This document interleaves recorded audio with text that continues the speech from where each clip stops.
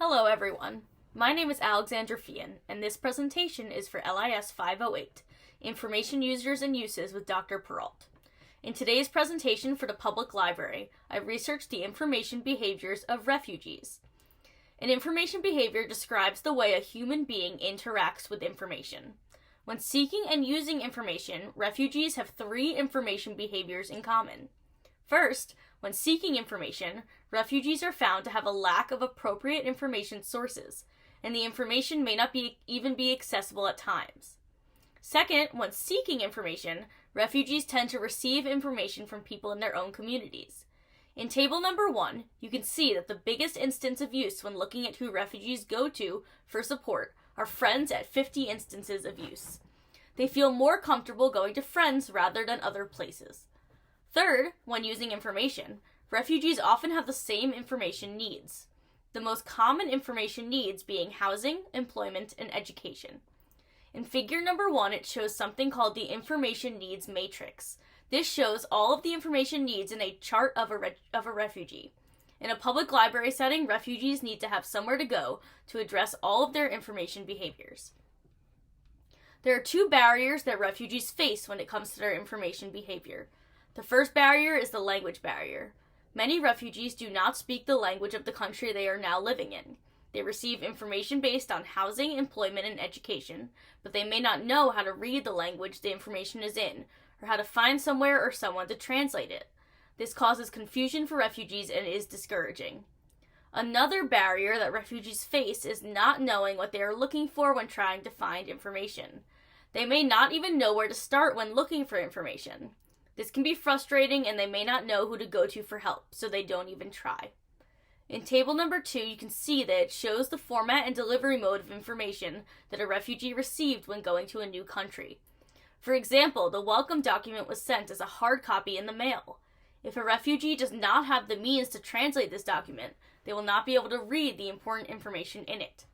The same goes for the meeting at the airport in person. If they do not understand the language, they will not understand the important information said in the meeting. The language barriers and not knowing what they are looking for when searching for information are two of the main barriers that refugees face when looking at their information behavior.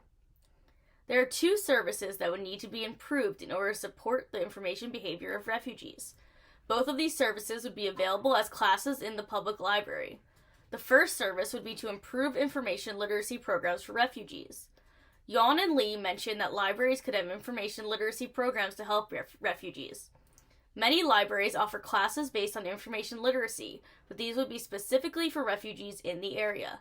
The second service would be improving the information technology programs for refugees. Yon and Lee, as well as Shankar et al., mentioned that libraries should have information technology programs to teach refugees how to use technology. Again, many libraries offer programs that teach people how to use technology, but this would be specifically for refugees in the area. Since these services are both programs that would be offered at the public library, the steps to improve the programs would be very similar. The first step to improve this service would be to find a librarian who could specifically teach these classes and create a curriculum for the program with an abundance of resources. The second step would be to make sure you could reach the refugees in their communities and let them know about the programs being offered. This could be done by posting flyers in their community, in their language, and also by word of mouth. It would also be important to somehow let refugees know that the public library offers these programs when they first get to the country. The third step would be to make sure they understood what the programs were.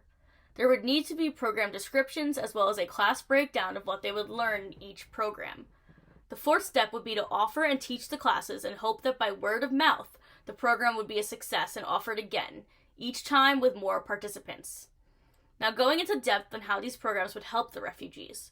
First, the information literacy program would help refugees find information in certain places, whether it be on the computer or actual physical places they could go to. It would show them how to search for information on the computer and where to go to see the information. This would address the barrier of not knowing what refugees are looking for when searching for information. This program would help refugees with their information needs such as housing, employment, and education. Second, the information technology program would help refugees learn how to use technology such as computers. Some refugees, when they go to a new country, do not know how to use computers.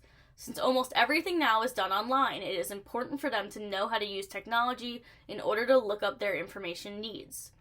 This is important so that they could apply for jobs, apply for school, do schoolwork, find somewhere to live, and much more.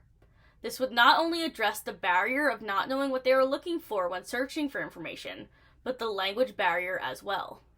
There are websites on the computer that can help refugees with translating.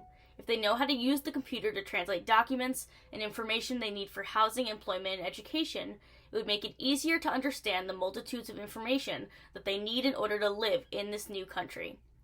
Both of these library programs would help address all of the common information behaviors of refugees.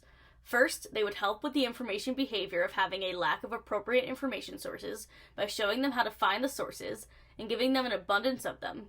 If the public library can get refugees to come to the programs, this will definitely help with their lack of appropriate information sources. Second, they would also be able to lean into the information behavior of receiving information from people in their own communities. This information behavior would actually benefit the programs because hopefully the fact that the programs exist would get around by word of mouth in communities.